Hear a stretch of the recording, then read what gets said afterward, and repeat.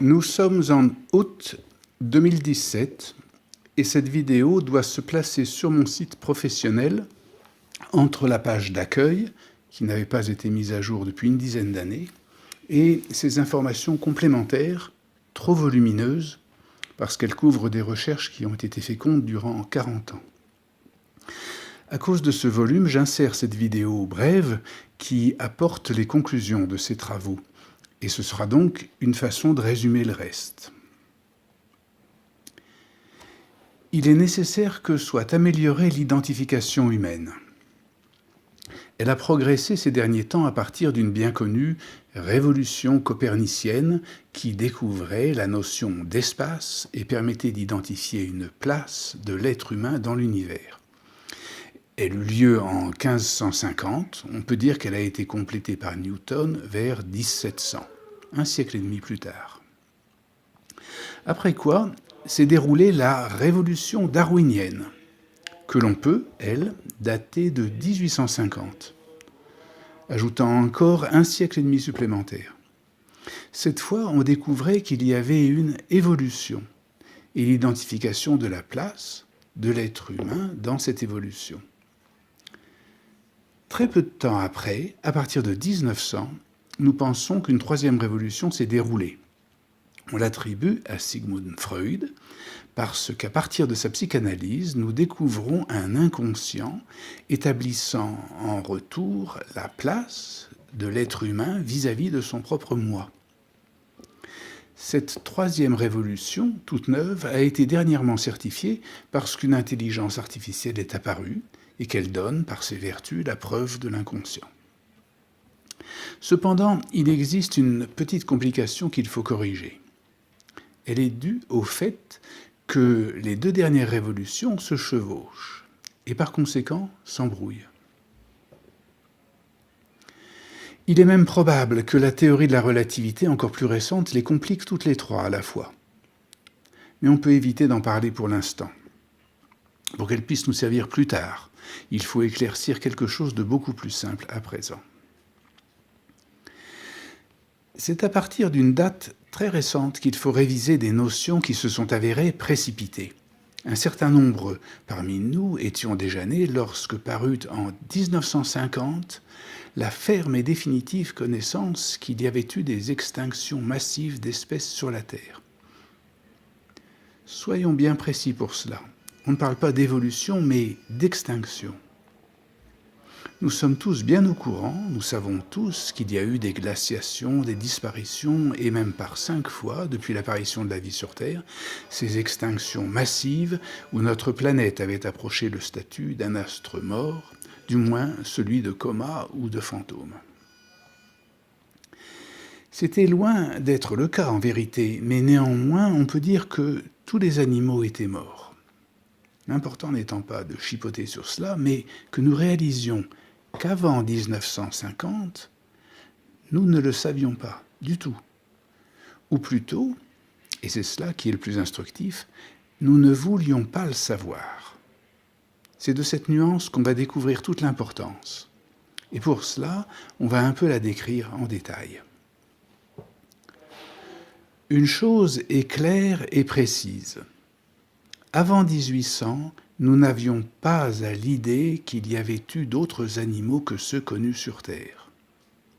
C'est un peu renversant de penser qu'en 1789, lorsqu'eut lieu la grande révolution sociale, nous n'avions de conception de la vie que si étroite et obscure que nous n'imaginions même pas une histoire de l'environnement.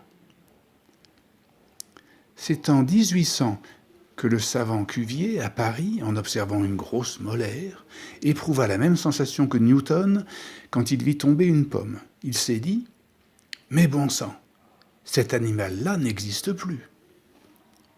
Effectivement, Cuvier venait de prendre acte qu'il y avait eu des espèces à présent disparues. On peut dire que son sang ne fit qu'un tour, et il conclut « Par conséquent, une catastrophe l'a éliminé ». On allait appeler ça le catastrophisme. L'étincelle ayant eu lieu, on se mit à découvrir tout à coup beaucoup de fossiles d'espèces éteintes qu'on n'avait jamais remarquées. Or, c'est à ce point qu'il nous faut faire bien attention. Le catastrophisme, en 1800, eut immédiatement ses détracteurs. La vieille conception fut rétablie. Non, non, rien ne change. Il n'existe que vaguement des types de pays différents, et il n'y a pas d'éléphants au Groenland.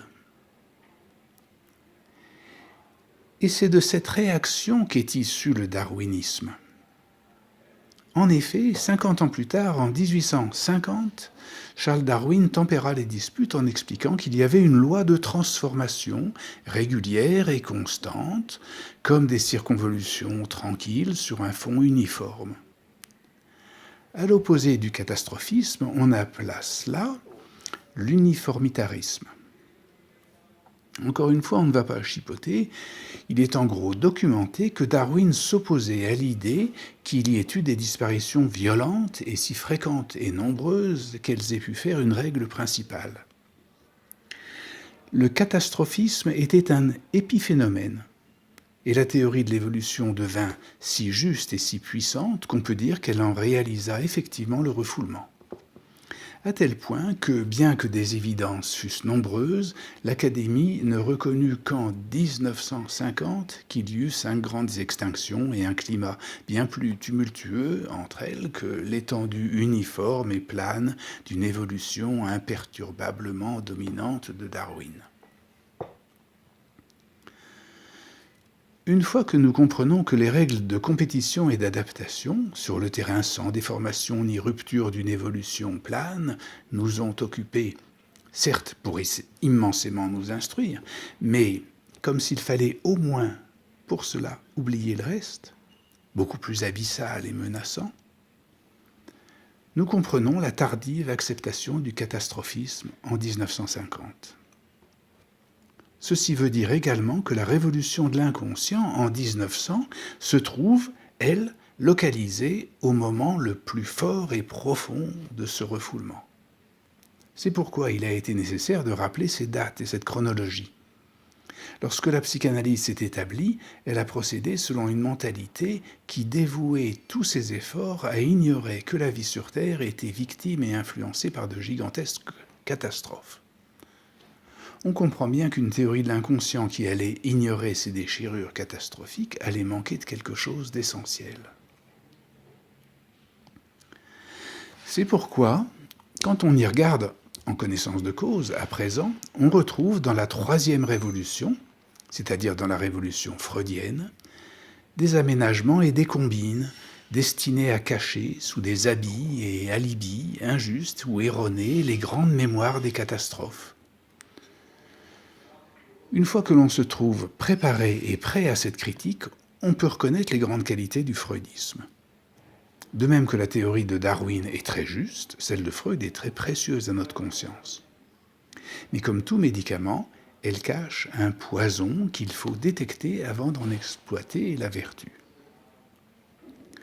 Révisons donc les choses.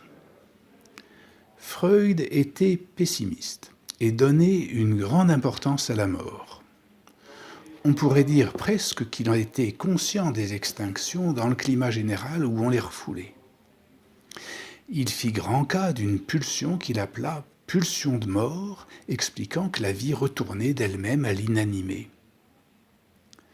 Il en trouva le motif, notamment dans le cannibalisme et la destruction des générations procréatrices. C'était tellement juste et perspicace que, sans la réalité des catastrophes, ces thèses ne pouvaient que tomber dans le giron des fantasmes déplacés. Lorsque, aujourd'hui, nous reprenons cette analyse à la lumière de la connaissance des extinctions, elles prennent donc un nouveau sens bien plus réaliste, mais aussi révèlent leur alibillage, pour dire habit et alibi, trompeur. Confrontons-nous alors à l'histoire des grandes extinctions de masse, dont nous ne sommes pas toujours certains de connaître les causes. Volcanisme, météorites, climat, etc. Il y en eut 5. Et voilà où la chose commence à devenir bigrement intéressante. Nous en sommes à la 6e, qui est maintenant en train de se précipiter et qui s'annonce comme peut-être la plus sévère qu'il n'y en eut jamais. Le processus a commencé et il est même aussi bien engagé que nous nous efforçons de ne pas le savoir. Mais surtout, pour celle-ci, nous en connaissons la cause. Nous en sommes la cause. La 6e extinction est provoquée par l'être humain. On pourra dire que cela donne 100 fois raison à Freud. Certes, on pourra ajouter au volcanisme, aux météorites, au climat, le terrorisme. Et avec une telle pulsion, par définition inconsciente, on comprend pourquoi l'être humain, si destructeur de surcroît, n'en veut rien savoir et ignore de la manière la plus obstinée le catastrophisme, incapable d'admettre quelle catastrophe il est lui-même. Si j'étais un porte-parole du freudisme, à strictement parler, je pourrais m'en tenir là, à savoir que depuis 1950, nous avons la confirmation de la juste théorie de la pulsion de mort. Or, je pense qu'on a oublié quelque chose encore. Nous avons bel et bien tous les éléments, les catastrophes, la destruction, le refoulement. Mais il manque un liant, une logique et un mécanisme qui combinent les trois faits. La pulsion de mort s'atteste, mais sans explication. Je vais donc faire une remarque que je vais précipiter. Je vais la faire en 2 mots. Et qui voudra bien l'entendre comprendra le renversement, la correction bouleversante qu'elle suggère. Ce qui manque à réunir les 3 faits d'observation, le catastrophisme, la cause humaine et l'ignorance, ce sont les 3 traits d'un processus essentiellement vital, le processus d'apprentissage. Ajoutez donc un stade d'apprentissage au complexe psychique. La pulsion de vie s'enrichit considérablement. Ajoutez-y encore les principes d'anticipation, feedback et autres cybernétisme ou lacanisme. Vous trouverez des lois décrites sous la dénomination de psychohistoire. Et pour certains parmi nous, la psychohistoire est une science-fiction que l'on doit au célèbre Isaac Asimov. Exact. Mais cela n'interdit pas de chercher d'où venait l'instruction que suivait Asimov.